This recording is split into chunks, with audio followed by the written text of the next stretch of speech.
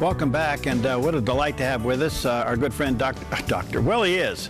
He's a doctor of democracy. Dave Crowe's with us today, and he heads up Restore America, and we have a lot to talk to him about and want to get into it. Hi, brother. How you doing, friend? I'm doing fine, but that's the first time I've ever been referred to as doctor. Well, you know, you're a doctor of democracy. The only one I've heard before is Dr. Death.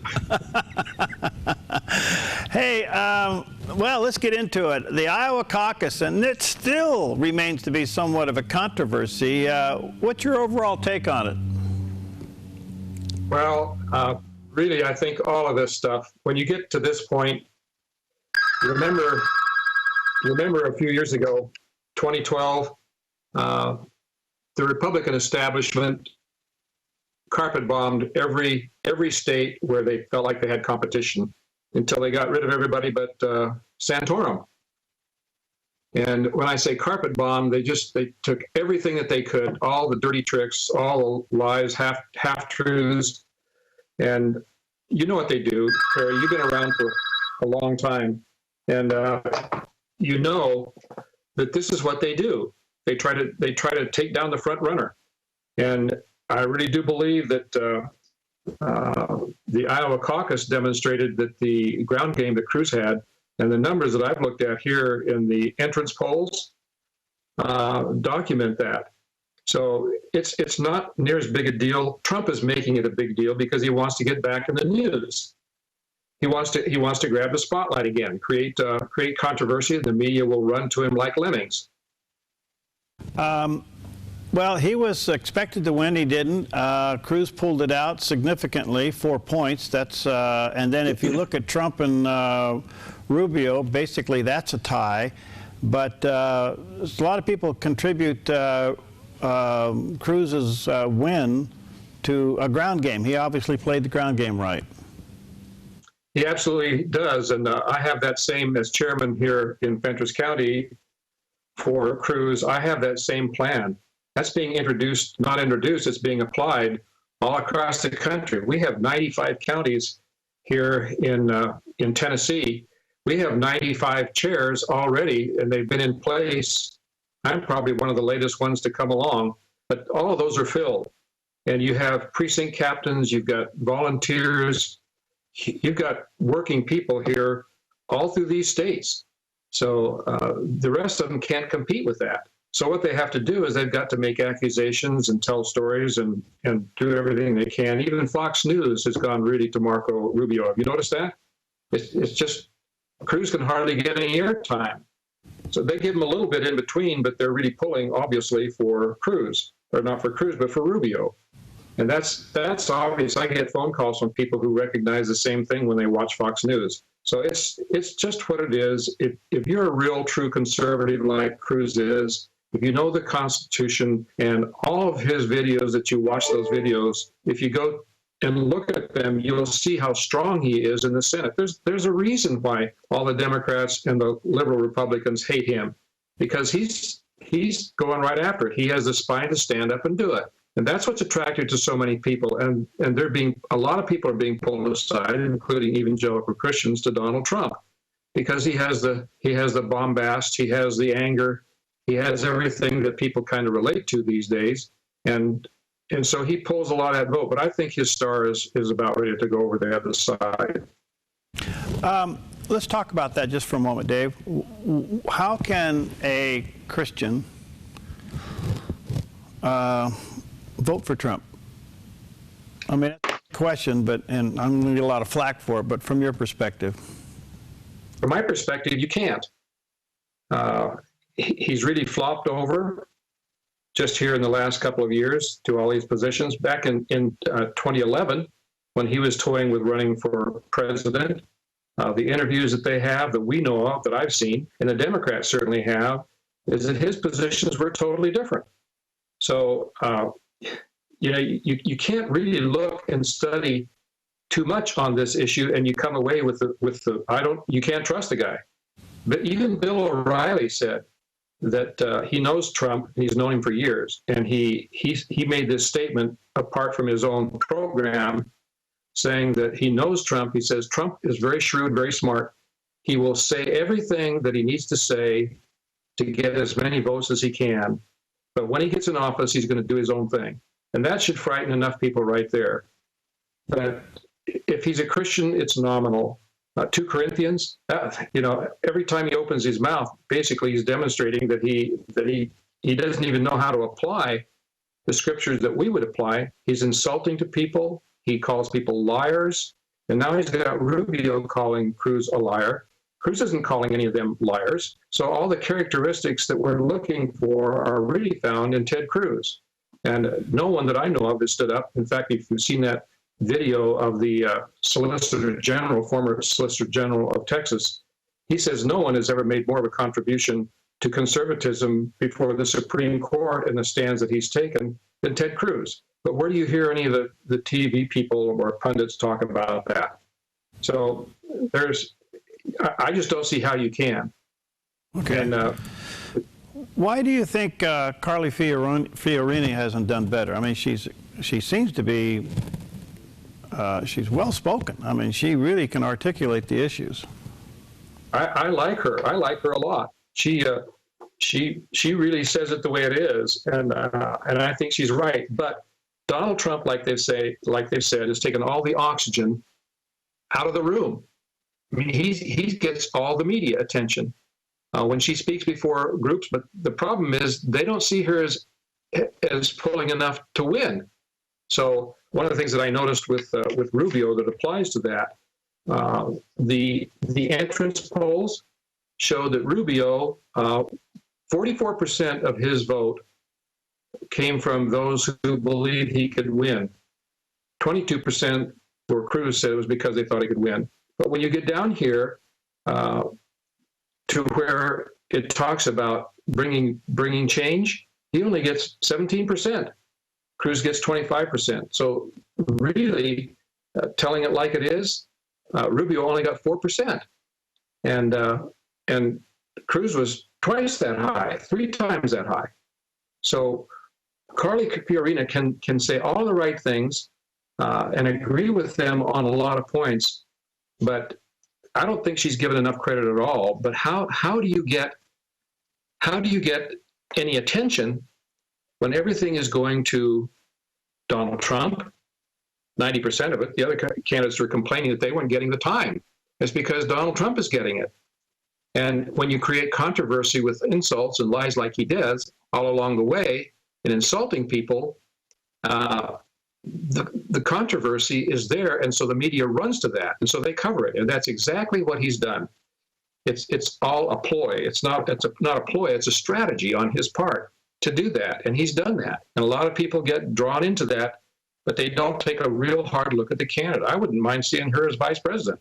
I mean, she's qualified actually to be a lot more than that because she's been there, done that in the business world, the private world. She like she says, she has talked to more of the leaders around the world than Hillary Clinton did, or any of these guys. So she has a reason to be considered. But I think all the air is taken out of the room. So she can set up meetings here and there, but she's not going to get the attention because she's not as well known.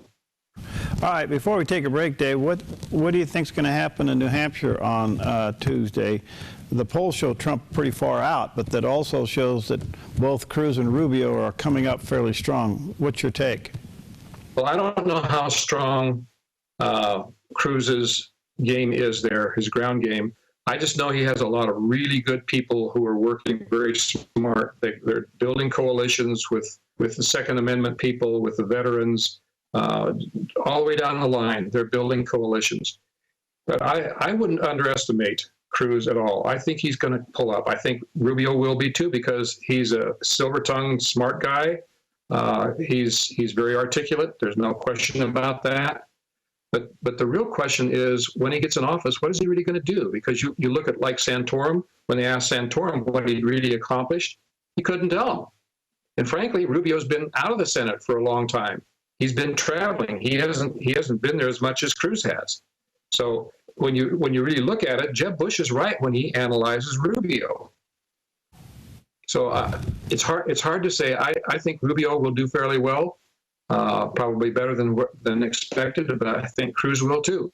And I don't think Trump is going to do as well as the polls show he is. Okay, for just a little bit of a feel, what do you think is going on in Tennessee where you are?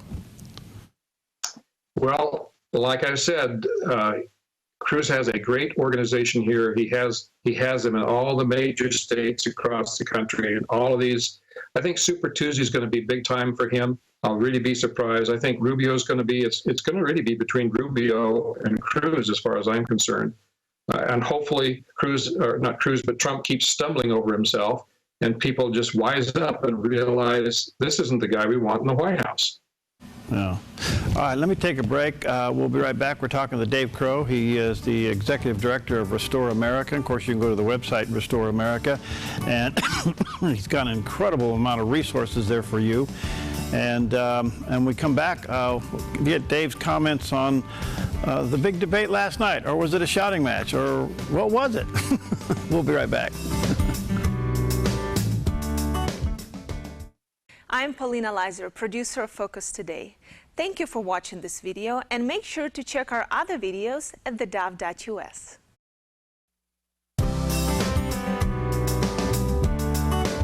Okay, welcome back, and talking to our great friend David Crowe. He is the Executive Director of Restore America, and kind of doing a post-analysis of not only the Iowa Caucus, but of course next week is New Hampshire, and things are beginning to heat up pretty good. Hey, David, before I go to the debate last night, a comment for me quickly, your take on the Cruz-Carson problem. Well, I've been reading up on that too, and frankly, it's coming out on Fox News and other places as well, that Carson knew this, and he notified his people right away. So there's the gaps in time here, and it was a mistake on Cruz. Some of the people on Cruz's part. It wasn't Cruz's problem. It was started by some others, and I think Representative King has been given credit for that. But I think more of that is being made. In fact, you had a couple of major county chairs up there who said it didn't really affect anything. It came that people were already voting. It really didn't change anything. And so they didn't believe it anyway, because no one would do that right in the middle, even before the vote was taken. So they discounted it. A lot of the county chairs up there, they just discounted that whole thing as put out by CNN and not really reliable. And that's the thing. Really, frankly, yes, I think the doctor feels bad about that. I like him. I think a lot of Americans think he's a great man, and he is. We don't think he's ready for primetime president, but it's disappointing, and he's disappointed as well. But Trump is the one who's making a big deal out of this. And it's just to get media, it's to get attention. And he's trying to bring down Cruz. He did the same thing with the illegal, being a Canadian citizen, and he's not really qualified. That was already prompted by Trump. Every time he got interviewed, he said, well, I didn't start that, but, and then he'd go off on that whole thing. He was trying to bring Cruz down, and I think he did to a certain point. But just stop and think about this. Everybody was predicting that if this was a really high turnout in Iowa, it was to the favor of Donald Trump. Well, there was a high turnout. It was over 180,000, highest in history, and Cruz really got most of that. And so Trump came down because he didn't have the ground game. He's just been very bombastic and drawing a lot of attention. But he doesn't know how to win these campaigns except the way he's doing it. That is just to make a big spectacle out of everything and to cut everybody else down. So when you stop and look at this, just one of these other figures here I'll throw in, the 17 to 29-year-olds that people thought would be out for Rubio big time, Cruz got 27% of that vote. Rubio only got 24.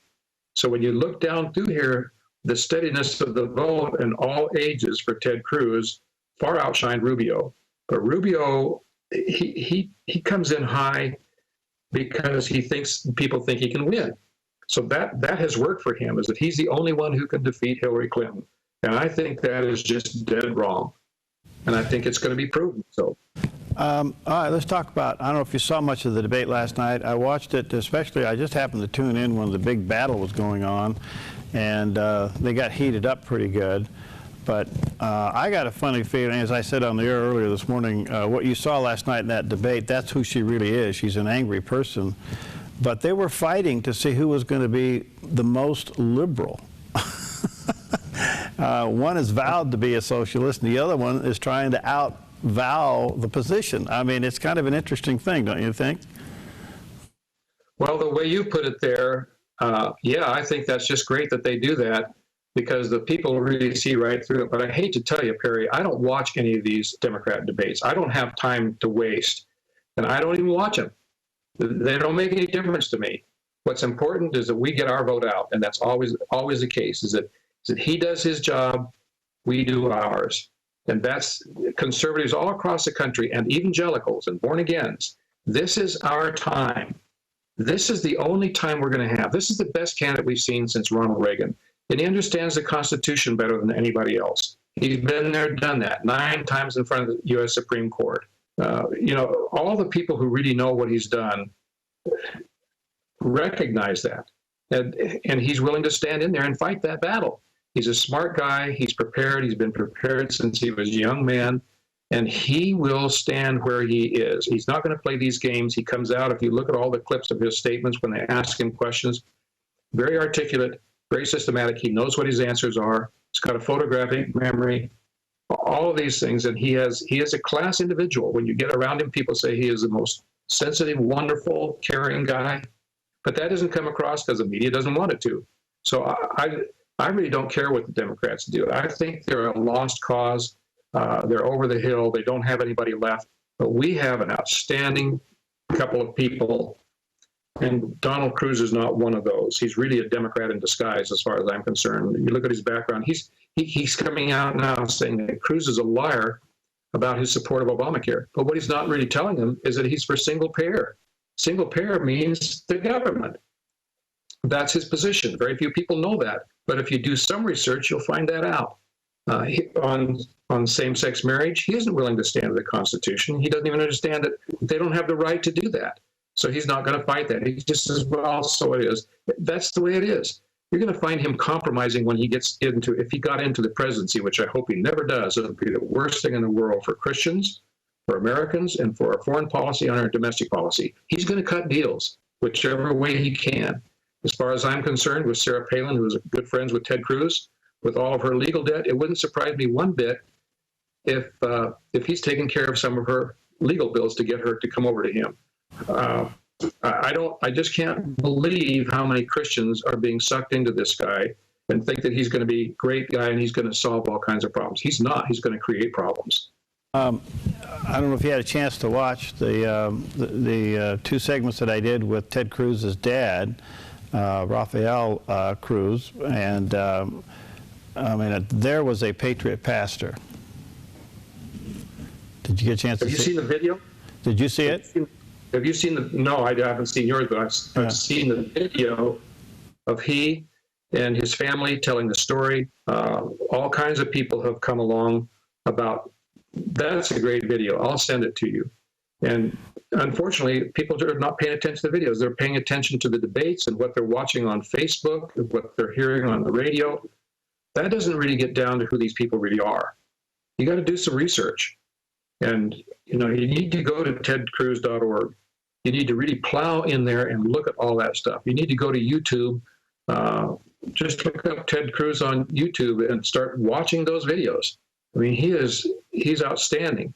Even when Carville, remember Carville? He came out and said, you can't believe how strong he came out. He said he is terrific. He's the best, strongest candidate the Republicans have had. And he's right. Carville is no fool.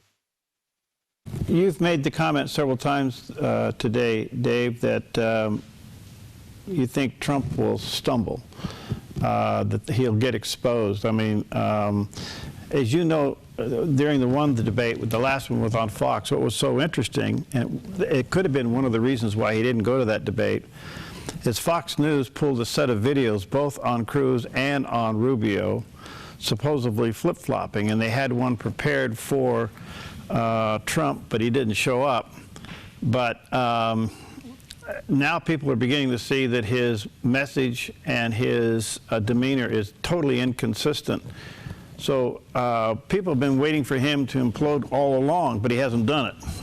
You think he will? Well, I think he's in process. I think he's already done himself damage.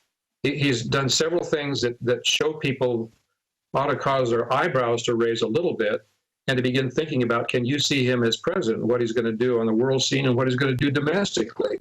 I mean, he's like a bull in a china closet, and that doesn't work real well when you get in the presidency. And I think he's going to have to work with Republicans. I think Ted Cruz, when he comes out of this, all of those Republicans who have smeared him or said bad things about him or can't say anything good about him are going to have to recognize that if they want real change, he's going to bring it, and they need to get on the train. All right. The popularity of Cruz and Trump is a direct reflection that the establishment has dropped the ball and people are sick and tired of it. Absolutely. All right. And I mean, look at this Republican-controlled Congress. They turned around and gave the president everything he wanted in his spending bill for the remainder of his term, including funding Planned Parenthood and Obamacare. Then they come back with these so-called bills to see if they can defund it. I think people see through that now, and America's pretty much saying, all right, we're tired of this kind of stuff. And the establishment hates Cruz, but that seems to be working into his favor. Well, I think it does. I think the more you kind of go out there and try and crucify Cruz, I mean, you're coming against a guy who refuses to say bad things about his competitors who are running for president. He does say he has the right to defend himself when they criticize his family or himself or say he's a liar. Marco Rubio, the last couple of times I've heard him, even on TV, it's kind of a smug, simple little statement about the lies about his campaign, but he doesn't, you know, when he's tried to pin that onto Cruz, when Wallace, who cut him off, would allow it. Did you see the after thing with Megyn Kelly with Cruz? Mm-hmm. Yeah. And she came right out and she put some hard questions to him, and he answered them systematically, very clearly. He explained what was going on and got rid of all those criticisms that Rubio had. And she even admitted, she said, yes, I've gone over all of this. And she admitted that he was right about that, about the Gang of Eight and the arguments that was going on. That's the first time I've seen her really give him any real plaudits at all. Now, she's a smart lady, and she, you know, I have questions about some of the way that she handles some things. But Wallace was really nasty. He cut Cruz off when Cruz had the right to answer what Rubio said. They never, ever, I watched it all over again. Rubio was given free rein to say whatever he wanted. He was never stopped. Even when he interrupted other people, picked up and went on with it. They stopped the questions and allowed him to talk. And so he makes all this big impression, but they really didn't give Cruz a chance to answer all of that stuff. And that's the problem that I have with these debates, is that they think they're fair and balanced. But I'll tell you what, in the last few weeks, I have lost confidence that Fox News is fair and balanced. They haven't been. All right, so fast forward just a little bit. I got about a minute or so here, Dave. What do you think about Super Tuesday? I mean, you think you got New Hampshire? It's possible that Cruz could pull it out, but he'll come in second. So. But what about Super Tuesday? Super Tuesday is a lot bigger than people realize. There's too little being said about it. I think there's 12 or there's 13 states that are going to have primarily primaries. A few are going to have caucuses. But we've got a strong ground game in all of these states. I will be very surprised if Cruz doesn't pull through all of these very, very well. He's not going to win New Hampshire. He might bump up a little bit, and hopefully he will. So will Marco Rubio. He will do better too. But Trump's got big time up there, and so I don't know how to call South Carolina. I would be surprised if they didn't do very, very well in South Carolina. In fact, I think it's going to be surprising across the board. But when you get to the end of Super Tuesday, you're going to see a whole different results in the campaign. Got to go, Dave. Thanks, buddy. Good to see you. Restore America, folks. Check it out online. And let's stay in touch as this thing heats up even more. All right, we will. All right, God bless. All right, we'll see you next time on Focus Today.